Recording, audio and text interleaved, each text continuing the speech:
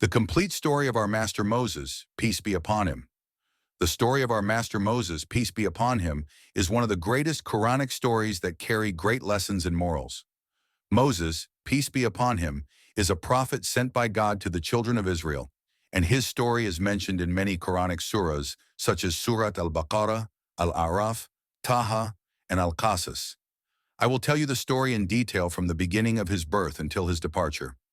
1. The birth of Moses, peace be upon him. The story of Moses, peace be upon him, began in Egypt, where the children of Israel were suffering from the injustice and enslavement of Pharaoh, who feared that a child would be born from them who would threaten his kingdom, based on a prophecy that reached him. So he ordered the killing of every male child born from the children of Israel. It was in this context that Moses, peace be upon him, was born. But his mother feared that he would be killed, so God inspired her to put him in a coffin and throw him into the Nile River, reassured that God would return him to her. And we inspired the mother of Moses, suckle him, but when you fear for him, cast him into the river, and do not fear and do not grieve. Indeed, we will return him to you and make him one of the messengers. Surah Al-Qasas, verse 7. The coffin reached Pharaoh's palace, and his wife, Asiya, who was a kind-hearted woman, picked it up and loved Moses. She pleaded with Pharaoh not to kill him, saying, "A comfort to the eye for me and for you. Do not kill him."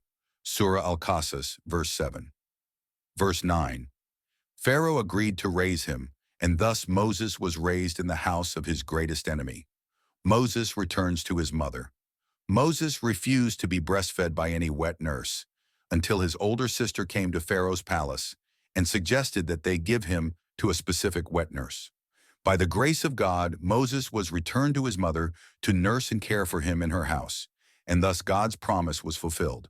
So we restored him to his mother, that her eye might be refreshed, and that she would not grieve, and that she might know that the promise of God is true.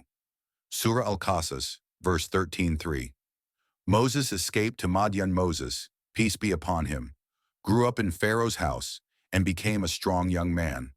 One day, while he was walking in the city, he saw two men quarreling, one from the children of Israel and the other from Pharaoh's people. Moses intervened and struck the Egyptian man hard, killing him unintentionally. After this incident, Moses felt in danger, especially after he learned that Pharaoh intended to kill him. A believing man from the people of the city advised him to flee. Moses responded and fled to Madian. So he left it, fearful and waiting. He said, "My Lord, save me from the wrongdoing people." Surah Al-Qasas, verse 21:4. Moses in Madian and his marriage. When Moses arrived in Madian, he found a group of people watering their livestock, and he saw two girls standing away from the people waiting for their turn.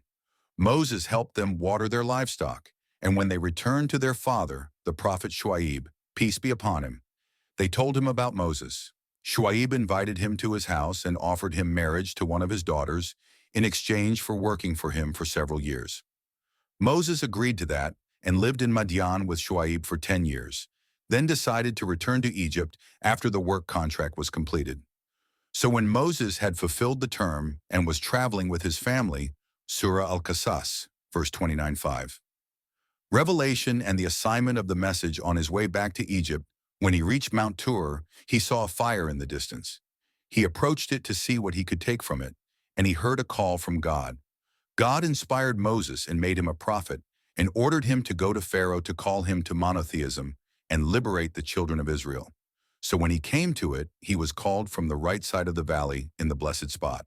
Surah Al-Qasas, verse 30. God gave Moses two miraculous signs to prove the truth of his message: the staff that turns into a snake, and his hand that turns white without harm when placed in his pocket. 6. Confronting Pharaoh, Moses returned to Egypt and took his brother Aaron with him to be an aid to him in his mission. He went to Pharaoh and called him to believe in God and abandon the worship of idols and liberate the children of Israel. But Pharaoh was arrogant and rejected Moses' call. He said, "O Pharaoh, I am a messenger from the Lord of the worlds." Surah Al-A'raf, verse 104.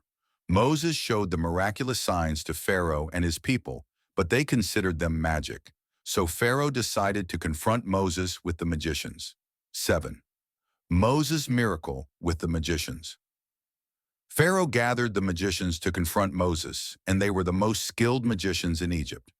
On the appointed day, the magicians threw their staffs and ropes, and they turned into snakes in front of the people's eyes.